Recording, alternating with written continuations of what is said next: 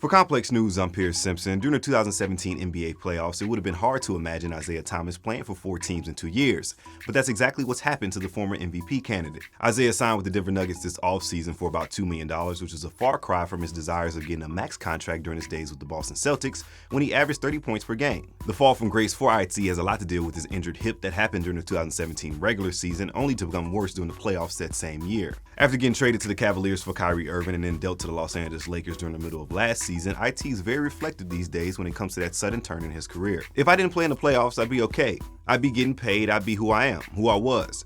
But you couldn't tell me in that moment in time with everything I was going through that, okay, I should just sit out. I don't think Boston went about it the right way as well, but at the same time, it was hard for me to sit out. I just lost my sister, one of the closest people in my life.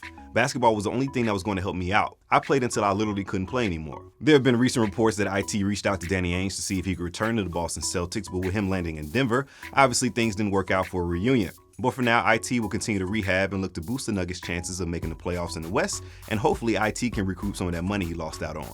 That's the news for now. For more today's stories, be sure to keep it locked to Complex News by subscribing to us on YouTube. For Complex News, I'm Pierce Simpson.